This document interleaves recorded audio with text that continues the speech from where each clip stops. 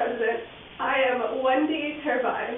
And I'm Sunny Pinnell, and we're here representing the Department of Energy and to address the current national energy crisis. So we'd like to propose a plan to combat this ever-growing problem by emphasizing renewable resources.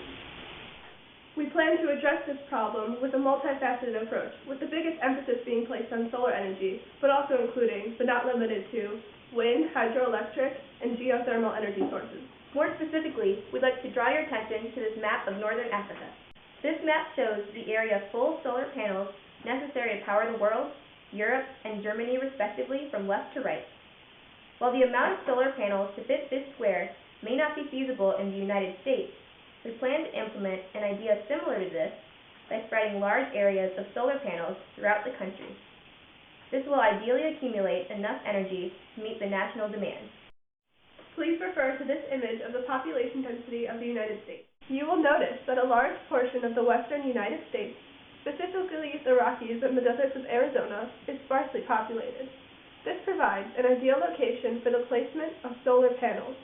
This energy can then be transported to neighboring regions with supplemental energy powering areas that are out of the ideal radius of efficient energy transportation.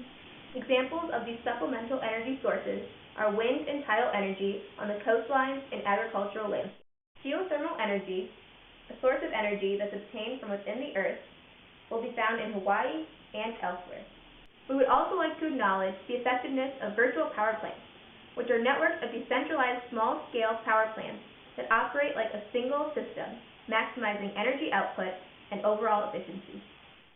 VPPs can utilize both renewable and non-renewable energy sources, provide energy at peak usage times, store surplus power, and balance the grid, all while benefiting both the customer and the provider. We understand that this plan will be expensive because of the transportation costs of having most of the energy come from one area. However, by modernizing and increasing the efficiency of the means of transportation, for example by implementing solar train cars, our plan makes the most sense in the long run. We would now like to open up the conversation to other departments of the United States.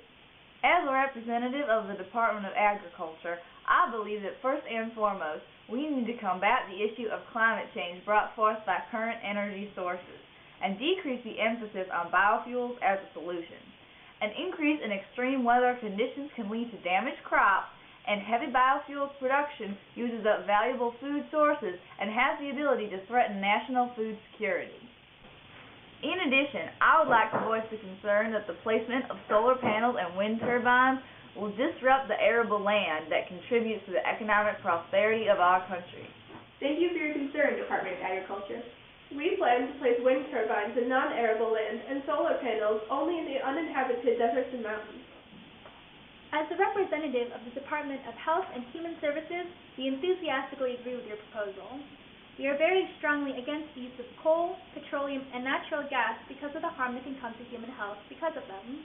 This is because of the contamination of mercury, lead, and arsenic in these energy sources, as well as the release of impurities into the air such as carbon dioxide, sulfur dioxide, and methane. However, as an extension to your plan, we'd like to propose an open dialogue between schools and businesses with local governments on the subject of implementing educational programs that highlight green energy values as they pertain to personal and national health. Is this possible? Thank you, Ms. Goodhealth. The incorporation of education will certainly be a priority throughout the implementation of our proposal. Hello, I'm Transportacion, and I'm representing the Department of Transportation. Our department has compiled a few questions regarding your plan. We see the benefits of this idea, but this will also be a difficult transition for the country to go through. Is it worth it to go through with it? How will you specifically be benefiting our department?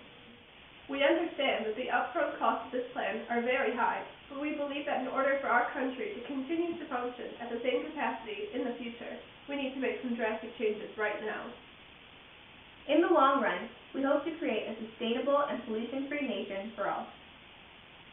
This plan will affect your department because it is a major system in the United States. Transportation is a large industry that pollutes and has a major effect on our country.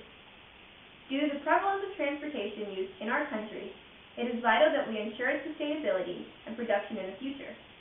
We are trying to tackle the issue transportation causes by improving your system so that you receive the benefits as opposed to eliminating your system as a solution to the problem.